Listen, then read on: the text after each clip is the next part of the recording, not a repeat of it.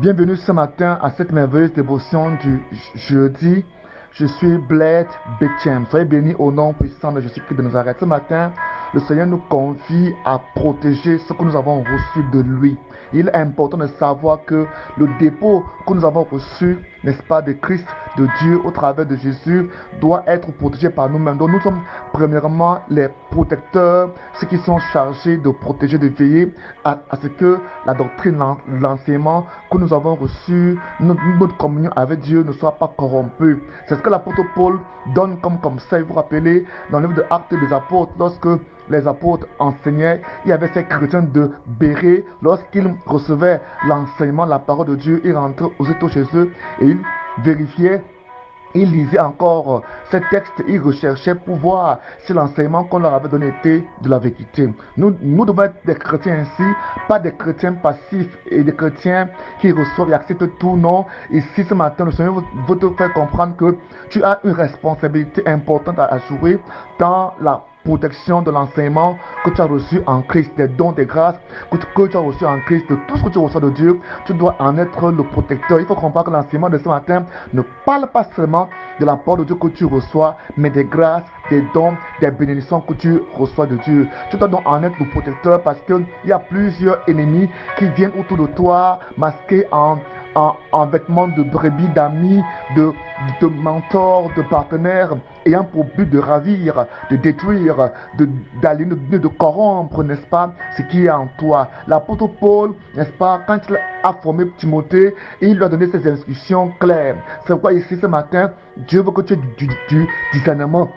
Dieu veut que tu sois vigilant. Dieu veut que tu fasses attention à toi, à ton ministère, à ta famille, à ton foyer, à tes enfants. Que tu fasses attention par rapport à tout ce que Dieu t'a donné et que tu en sois le garant, que tu en sois le protecteur. Je vais lire rapidement dans 1 Timothée chapitre 1, verset 3 au verset 11. Il dit, en partant pour la Macédoine, je t'ai encouragé à demeurer à Éphèse pour avertir certains de ne pas enseigner des doctrines étrangères à la foi.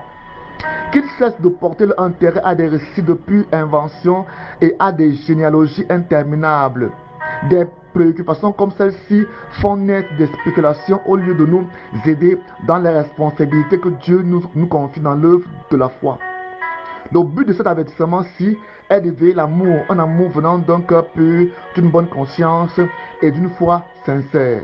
Certains se sont égarés, écartés de ces principes et se sont égarés dans des argumentations sans aucune valeur.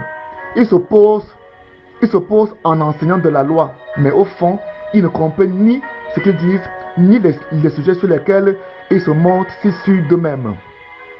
Nous savons que la loi est bonne, mais à condition qu'elle doit être utilisée en accord avec son but. Il faut savoir ceci, la loi n'est pas faite pour ceux qui font le bien, mais pour les malfaiteurs, les rebelles, pour les gens qui méprisent Dieu et les pécheurs, pour ceux qui n'ont aucun respect, qui n'ont ni respect ni scrupule à l'égard de ce qui est sacré. Ceux qui tueraient père, mère, les assassins, les débauchés, les homosexuels, les marchands d'esclaves, les menteurs, les gens sans parole et, d'une manière générale, pour tous ceux qui commettent des actions contraires à l'enseignement authentique que vous avez reçu.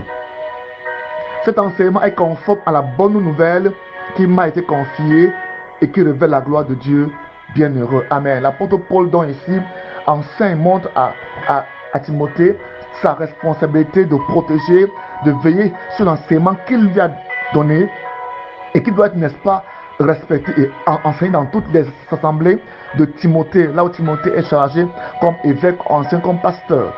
Et il demande de faire attention parce qu'il y a plusieurs qui apportent d'autres enseignements, des choses contraires à la foi, des choses contraires à ce qui est conforme à Christ. Donc Paul ici montre clairement que Timothée a une responsabilité de gardien, de berger, de protection. Amen. Et de qu'ils cessent de porter à leurs intérêts des récits de pure invention, des généalogies interminables, des préoccupations comme ceci font naître des spéculations.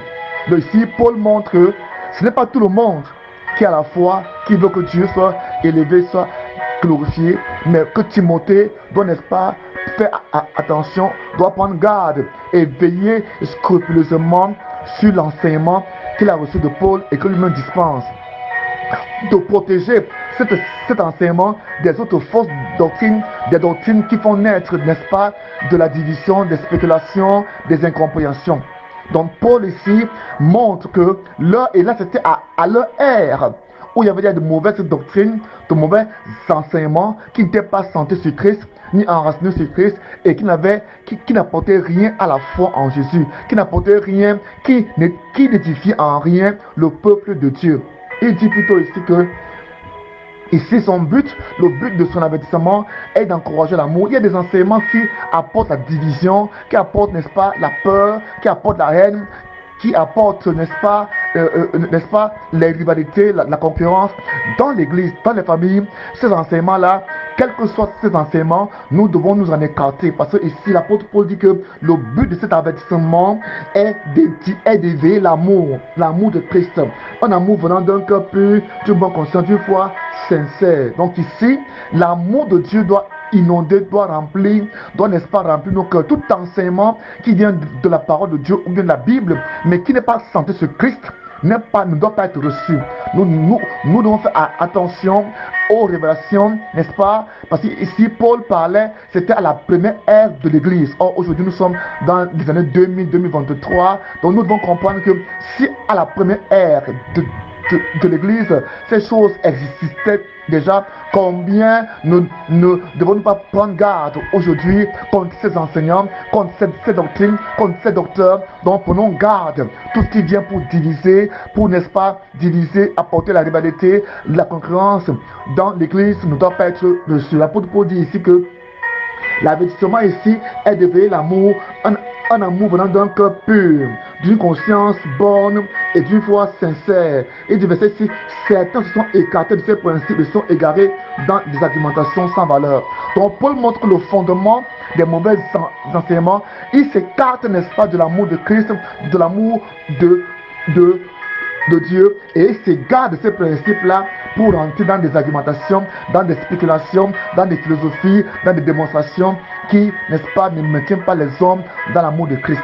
Il faut comprendre que Jésus est venu mourir afin de nous réconcilier avec le Père et de nous réconcilier les uns les autres. C'est ce qui est clairement écrit.